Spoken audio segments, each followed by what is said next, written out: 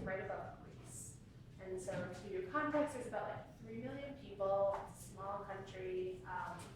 They speak Albanian. And it's not like another language, so it's pretty particular. And I'm gonna share some slides about what I did there. So to start, of course, you're placed in a community during training. And I was placed in a small town in central Albania. This is a picture of the house that I stayed in, and you can see they're growing some grapes there. This is also a picture of my host brother. I stayed there for 2.5 months, and so this is Gary. And at first, of course, like he doesn't speak English, I don't speak Albanian. We really had to work on how to communicate, and there was a lot of charades, which was fun. Me trying to figure out different card games he was trying to teach me. So I lived with my host family, and I spent about I would say 4 to 5 hours a day doing language training and preparing for my role as a community and organization development volunteer. So this is a full picture of my host family. I was closest with Elda, who is on the far left side there. She was my host sister, and she actually spoke English, so I had an easier transition into my host family than I think a lot of other volunteers did, because there was someone I could communicate much more complicated thoughts with. I have this one memory in particular with my host mother, who was on my left in that picture, Mimosa, and Elda wasn't around, and I was trying to explain that I'd already eaten lunch, and I didn't know how to say things in the past tense yet, and so I was like, eat, I could put like that. It was a mess. Okay, and there's another thing, so while you're in training, you have the opportunity also to kind of like go out and see the area that you're in, kind of, and so I went on a hike with some other people that were placed in my village, and this is kind of the view from above, and it's very beautiful, so really taking in the scenery and taking advantage of, not being in language class all the time, and I just, so you go through training, and then you get placed in your community, and I was placed in a community that was in south-central Albania called Kuchov. These are a couple of pictures of Kuchov at large. This top one right there is kind of like in the main square, and the Bashkia, or the municipality, is right next to that. So the Bashkia was my main assignment place, and is where I had, was supposed to be doing the majority of my work. But fortunately for me, a lot of other Peace Corps volunteers had come through my town, so they were very used to other people participating in organizations throughout the community, and it wasn't sometimes there could be some conflicts where different people have ideas of what your service should be like. So these are just another couple of shots of my town. There was a big stairway that kind of like led up to nothing. And there was also bunkers everywhere because Albania was a communist country for a long time, and Enver Hoxha, the leader there, just lived a lot of bunkers. So, okay. So this is kind of to give you a sense of where I was living before I get to like some of my work projects. These are a couple shots of my apartment. On the left is my bathroom, and as you can see, I also have like huge tubs of water, because similar to Jeff, there were some water problems in my community. I didn't have a water reservoir like most other people in my town, so when the water was shut off, which was most of the time, I had water, I shouldn't say only, other people had worse, but I had water 2 hours in the morning and 2 hours in the evening, and other than that, I had to rely on my buckets of water. And sometimes the town would also just shut off the water without notice, and most people wouldn't notice right away because they had their water reservoir, but I always noticed. And so I would let my site mate know and all the other people in my town know. Also on the right side is my kitchen, and it's pretty makeshift. You can also see there's like an orange thing in the corner. It was actually a baby's crib that I turned into a cutting board station, so for my kitchen. So you kind of make do with what you have in your house when you go. So again, I said my main project was a community and organization development facilitator.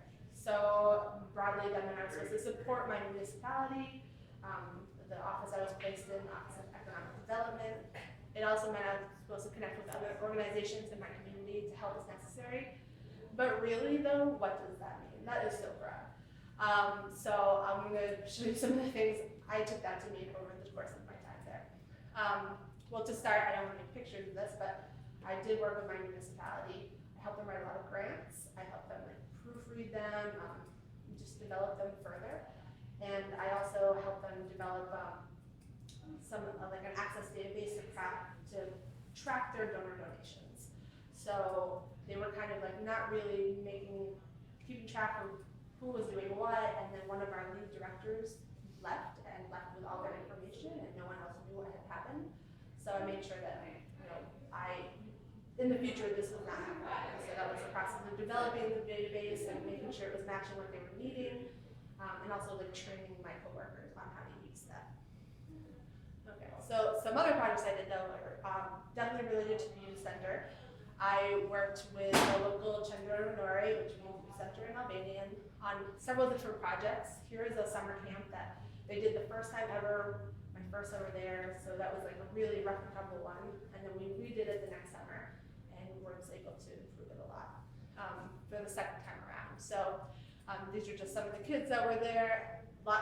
Many more kids than we anticipated being there, which was one of the main struggles that first summer. Because it's so hot during the summer in this community that you couldn't go outside, so everyone was kind of jammed in this tiny little space. We also did later on with the youth center again. This is a anti-trafficking of persons event, and so we watched a video. They made posters, students made posters, and then they went out in the community and tried to talk to people in the community about what happened there. There's also the opportunity to get involved in like larger projects, like projects beyond your site. So this is a picture of an environmental camp that different volunteers set up in our country, and I helped out there for the week and brought some kids along from my community because we had been talking about some environmental issues at the youth center. So I brought them along, and they played games, they went on hikes, they kind of just learned about environmental issues, which is an issue in Albania. And I also helped out on a larger project that was the Albanian Olympics, in a sense. So like helping coordinate and set up the tents, and then this is a picture of one of the teams that was just during the day helped working with, and then on the right side is a picture of us with the ambassador, the US ambassador there. I don't have pictures of this, but I also was able to set up a creative writing campaign there, a national competition, where I helped coordinate this among all the different volunteers, and then collect the essays, and then we rate them kind of, and then send the winners on to like an international version. So it was a really great chance to give kids a chance to write and think creatively in English, which creative writing is not so common in Albania. So some challenges, I already talked about the vagueness of the job title, but also kind of repetitive of what Jeff was saying.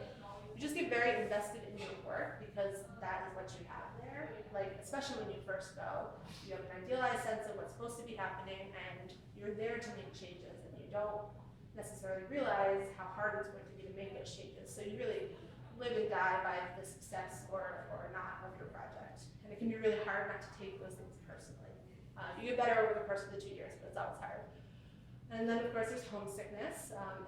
It's very challenging not being there with your support system, and like how do you deal with that? How do you make sure you're not kind of just like isolating yourself in your apartment all day because you don't want to go outside, things like that.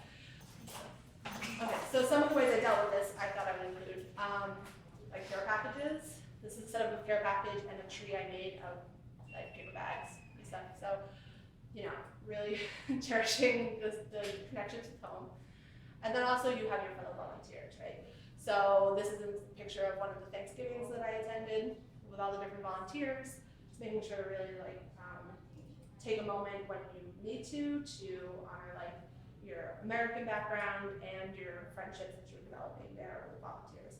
And it was also, we're celebrating Thanksgiving in this picture as a group of American volunteers, but then I would be able to share that with my community and say, oh, I'm celebrating Thanksgiving, and they'd be like, what's Thanksgiving? And we'd have a conversation about it. So that happened with all the different holidays. There's also opportunities while you're there to visit your country. So these are pictures of the nearby town that they're at. It's known as the city, I think, of 10,000 windows. There's some very beautiful pictures. This is the castle there. And then this is a picture from a hike I went on in northern Albania, which was, it's in the Albanian Alps, and it was the hardest hike I've ever done, but it was amazing. So there's always opportunities to kind of see what's up there. And then, of course, there's other travel opportunities. I just put a couple pictures from my trip to Istanbul, so you can take advantage of kind of like while you're in this other place to see other things that are happening. So kind of how does this relate to SI after all of that? Really helping people use the resources that they have available to themselves was a main theme across my service. So like with the example of the Access database, how they have access on their computers, but they're not using it, and they have all these folders everywhere with paperwork that may or may not be in there. There's a better way to do this. How can we help like set that up for them? And help like make sure that they feel empowered enough to use it. And it's not just something that I'm coming in and saying like, oh, this is how you should be doing it. Like how to make sure it's a solution that's suitable for them. And then secondly, figuring out how to tell the story of kind of like marginalized groups or individuals, or even like, I mean, the story of Albanians almost is how I think of this. Like there's not that many Albanians in the world. Like how do you share that information in a feasible way? And that's kind of where between a lot of the projects that I did, I was really interested in figuring out how to effectively use information and use data, even though like none of these projects were specifically data heavy, to really tell a story in a way that was ethical and fair to every side. So I came back to the school, came back to the US in May of 2012, so a few years ago now, and I started out at the public policy school because that seemed like a solid choice, a way to go forward and kind of like develop these skills more to help meet these missions. And I kept on seeing opportunities at the School of Information that seemed wonderful and interesting and very much in line with this. And so I decided to apply last year, and I got in and was so excited that we started the Coverdell program here to help bring it all kind of together